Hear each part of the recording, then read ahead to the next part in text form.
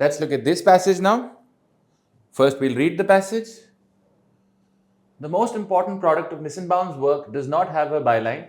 She's played a vital role in reshaping the way our country's top regulators think about consumer data.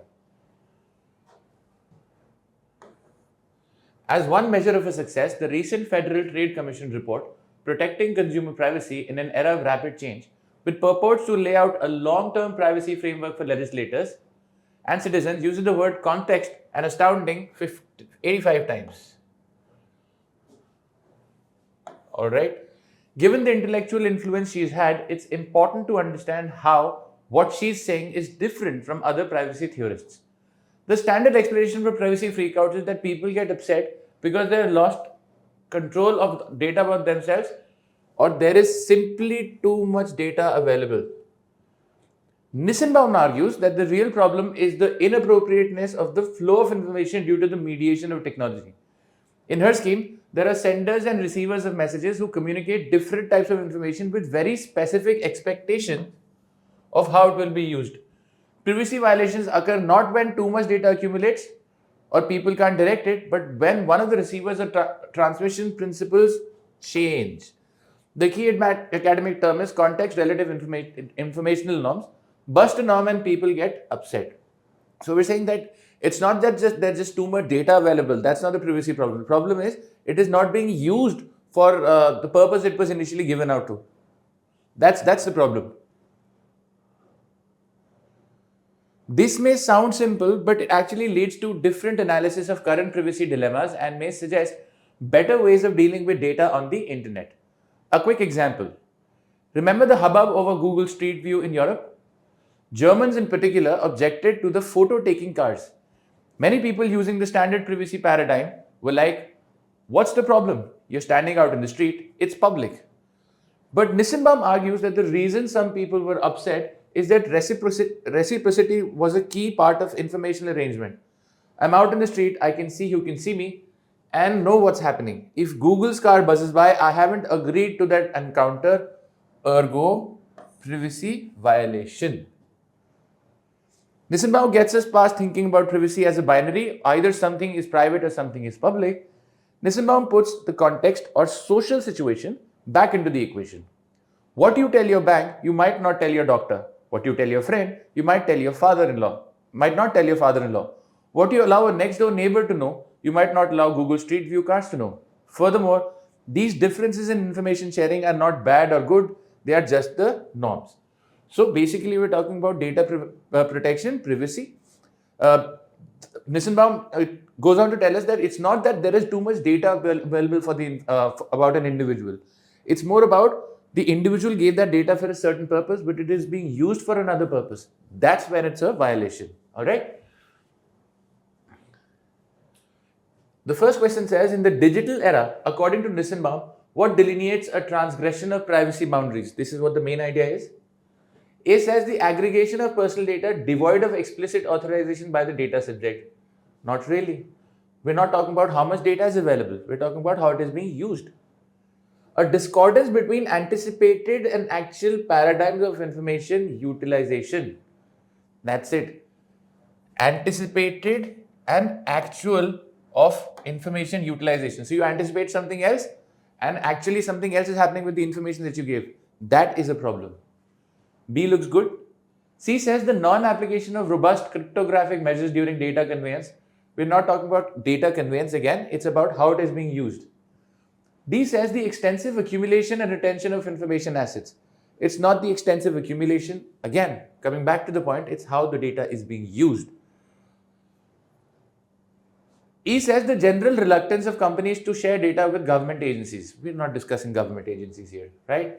Your best answer is option D.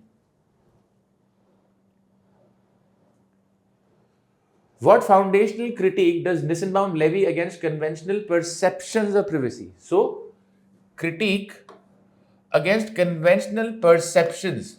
What was the conventional perceptions? That there is too much data flow available or too much data out there. That's what Nissenbaum says is not the case, and that's the critique. A says the obsolescence of privacy as a concept in the digital age. She's not talking about obsolescence of privacy. She's telling you what privacy invasion is, what it accounts for. B says the imperative for unmitigated transparency in all informational exchanges. That's not a critique. The insufficiency of mere data flow regulation as a means to safeguard privacy. See, it says the insufficiency of mere data flow. That's what Nissenbaum says. It's not just mere data flow. It is also about how the data is being used. And that's a critique. The insufficiency of mere data flow as a means of safeguard privacy. She's saying this is not enough. There is more to be done, right? So C is the critique against conventional perceptions. D says the necessity for legal recourse in response to every infringement or privacy. Legal recourse, we're not talking about legal recourse either. That's not a critique. The excessive reliance on technological solutions to protect privacy. We are not excessively relying on technological solutions. Again, it is just about how the data is being used. So Nissenbaum says mere data flow regulation is not enough, right? That's why C is your answer. Question 3 says, in alignment with Nissenbaum's postulations on context-relative informational norms, how ought privacy policies be conceptualized? How should privacy policies be conceptualized? By setting a norm as to how the data is being used. A says predicated upon the volumetric parameters of data collection. Volume is not the concern. B says tailored to the intrinsic nature of data and its contextually anticipated application. Yes, that is what she's talking about. C says exclusively predicated on the mechanism of user consent for data appropriation. Not the mechanism for user consent. You can't just have data and start using it after taking consent. D says based on the dichotomy of information's public versus private domain categorization. Public versus private is not the concern either. The question is context relative information norms. Policy, how should privacy policies be conceptualized? Okay. Focused on limiting cross-border data transfers to ensure privacy. A new point. We're not talking about cross-border data transfer. Option B is your best answer. Fourth question says, given the premise of Nissenbaum's context relative informational norms, what could constitute a significant obstacle for the formulation of universal privacy regulations?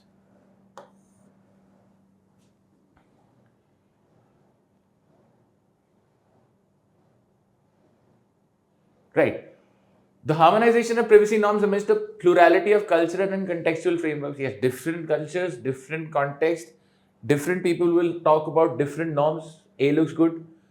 E says the complete eradication of digital surveillance mechanisms. We are not talking about complete eradication, we're talking about just the right usage.